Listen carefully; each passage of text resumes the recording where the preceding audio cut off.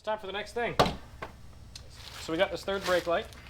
It's very pretty. It's very, I don't know, cheap. But allegedly it's bright and the reviews are really good. So we got a ton of wires coming off of this thing, or 5 in specific. So the it's got a brown, green, yellow, white, and red wires. The green and yellow are for the turn signals. White is for your ground, red is your brake light, and brown is for like a running light. For mounting, putting it right here. So I'm gonna have to drill 3 holes. Yeah, it's gonna be centered right there. So I'm gonna need a hole thick enough for the wire to run through, and then a hole for each of the mounting screws. Shouldn't be too bad. Yeah, now time for my favorite thing on the planet, drilling holes in steel. I really don't enjoy doing that because it always seems to take way longer than it's going to. But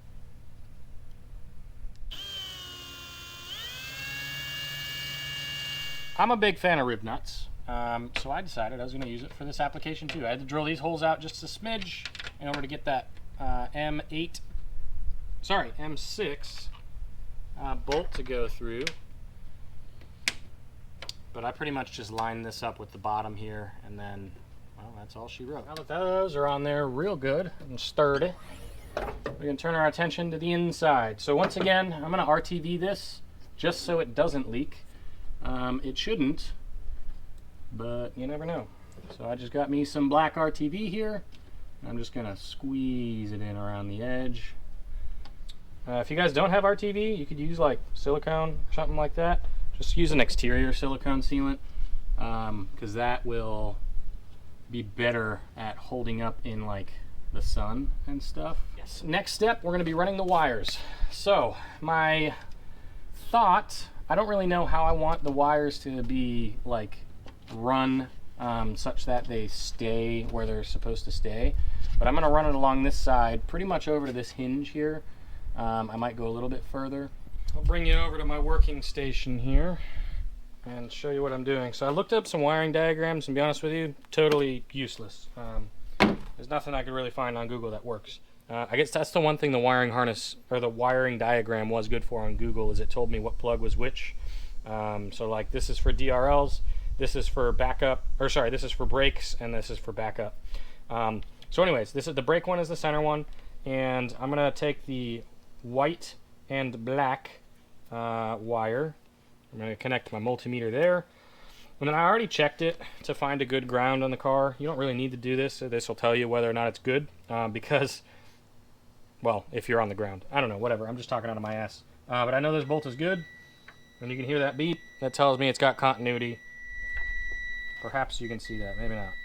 Either way, it says 0.6 ohms is how much I'm reading, and a good ground is typically 1 ohm or less. And then what I did, I'll grab you, is I went over to the inside of the truck, and I took my axe, and I rested it up on the brake pedal, and just kind of pushed it down. And then that was enough for it to stay. And then you'll see on the passenger side, the brake light is energized. And then I am now on voltage, selected to DC, and since we know that that top right, the white and black, was a good ground, I'm going to go ahead and touch the other two, and I've got 11.8 volts, and I've got nothing. So that means our power supply coming in is going to be the light blue, and the green is some sort of a signal wire or a common. So with that said, I can go ahead and turn this off. I can connect my ground to the white and black wire, and I can connect my positive or my signal line to the light blue wire. I think I'm going to run off of the wires on the tail light side itself.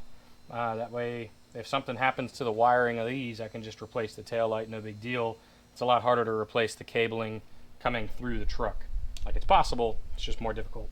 And then I went online because I ran out of butt connectors, which is what you use basically to connect 2 pieces of wire together. And these are fantastic. So many companies nowadays are coming up with better and easier ways for everyday people to be able to do electrical type of stuff. And this is the best of both worlds. I used to use butt connectors that you would just take the 2 wires, you'd crimp them together, and then you'd heat shrink it, and it's got glue in there to keep it nice and weather tight.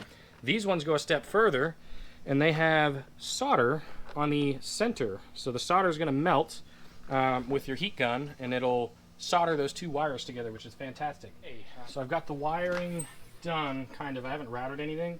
The yellow and the green, I think I mentioned this before, but they're for the turn signals left and right. It's got some sort of a sequential thing it'll do.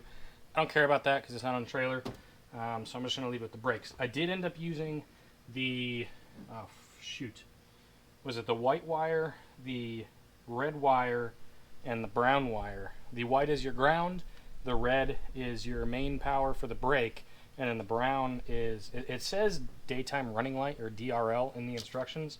That's not what it is. It's your tail lights.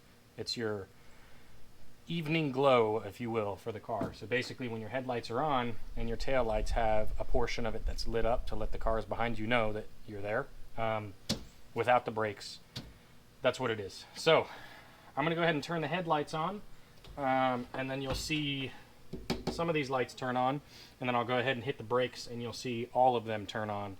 Headlights, brakes. Headlights off, brakes. Turn you around here, keeping the mic pointed towards me. I have obviously the wiring coming out of here. I just got a couple of these little clampies right here. I don't really know what they're from. They're just from something else that I had around the house. Put them in there.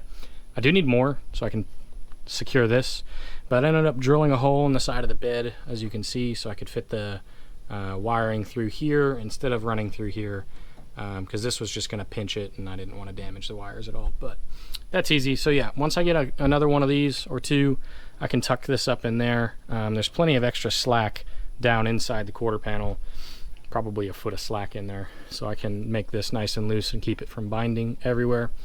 But there you have it. The brake light is on.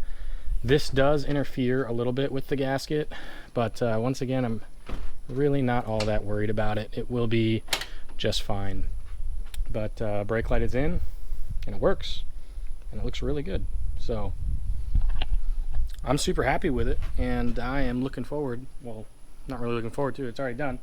I'm excited that I finally have a third brake light again. Like I said, it's been, gosh, since I got the half rack on the truck, so going on 4 years now since I've had a third brake light on this thing. And the tail lights, obviously, like I mentioned, when I have the hazards on, don't give me any sort of a brake light. So it's going to be really good to have this on there. So I'm excited, and you should too. I hope you guys have enjoyed. If you have, please come back and see me again. Anyways, with that, I'll see you guys next time. Don't forget to live from dusk till dawn. See you guys.